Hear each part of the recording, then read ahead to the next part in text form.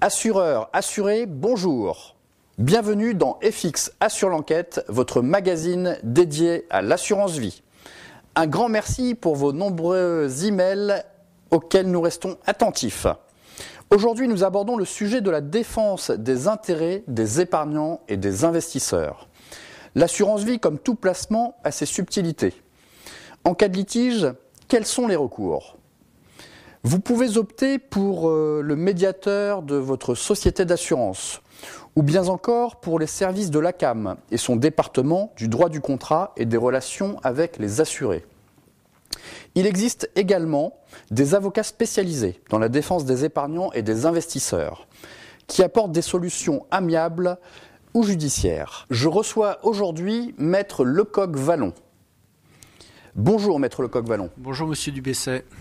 Vous êtes avocat spécialiste. Quelle est votre spécialité et dans quel litige intervenez-vous dans les contrats assurance-vie ?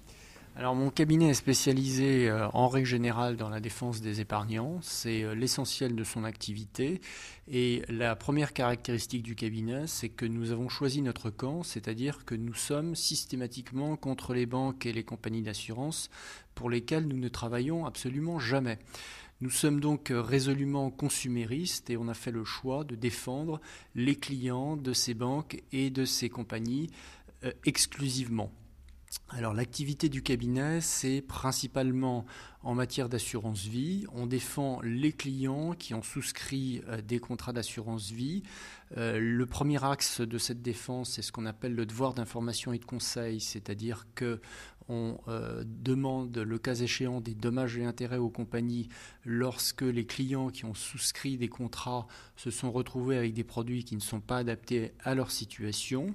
Le deuxième axe, c'est en matière de renonciation, c'est-à-dire que la loi prévoit que tout assuré a 30 jours pour renoncer à son contrat et que ce délai de 30 jours est indéfiniment reporté tant que la compagnie ne lui a pas donné toutes les informations prévues par la loi.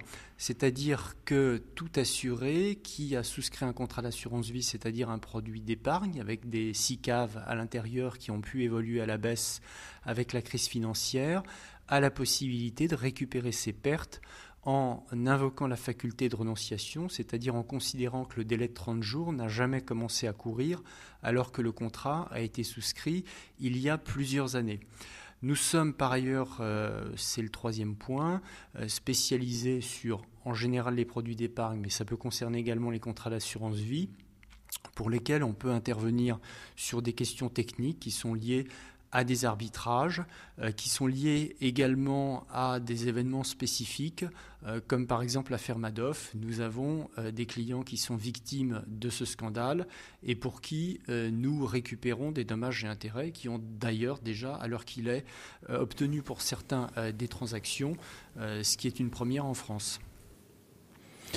Alors, quels conseils pourriez-vous donner aux nouveaux souscripteurs de contrats d'assurance vie ? Alors, c'est effectivement une bonne question et c'est vrai que le nouveau souscripteur a, selon mon cabinet, au moins 3 axes essentiels à vérifier lorsqu'il souscrit un contrat d'assurance vie. Je vous l'ai dit, c'est un produit d'épargne, donc il s'agit d'un investissement qui est fait à long terme, avec le plus souvent les économies d'une vie de travail, donc c'est un acte extrêmement important.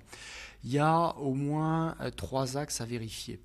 Le premier, c'est la compagnie à laquelle on s'adresse. Il faut de préférence s'adresser à une bonne compagnie. Évidemment, par les temps qui courent, il faut vérifier la solvabilité de la compagnie et vérifier, je dirais, en règle générale, son éthique, sa transparence et son respect du client. Ce n'est pas le cas de tous les établissements. Deuxième point, le type de produit en matière d'assurance vie. Il faut bien sûr souscrire un contrat qui est adapté aux besoins de l'intéressé. Le choix dont on parle souvent et qui est assez basique, c'est bien sûr ce qu'on appelle les contrats en euros qui ne présentent aucun risque mais dont le rendement aujourd'hui est plutôt médiocre au regard de l'état actuel de l'inflation, et puis ce qu'on appelle les contrats en unités de compte qui sont des contrats ayant pour valeur de référence des SICAV qui évoluent à la hausse ou à la baisse en fonction de l'évolution des marchés financiers, et là évidemment par les temps qui courent il faut faire extrêmement attention. Enfin, dernier point à vérifier quand on souscrit un contrat d'assurance vie, c'est bien sûr la nature des supports qui sont choisis pour les contrats en unité de compte.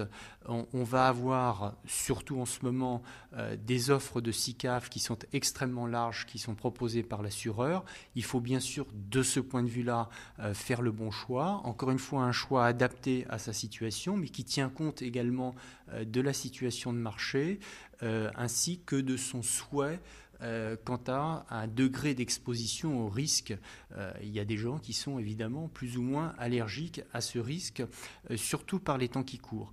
Donc ça conduit évidemment à conseiller aux gens de bien réfléchir et peut-être de s'entourer de conseils en gestion de patrimoine de manière à faire un choix le plus adapté à sa volonté et à sa situation. Alors nous avons reçu des questions de souscripteurs d'assurés en contrat assurance vie.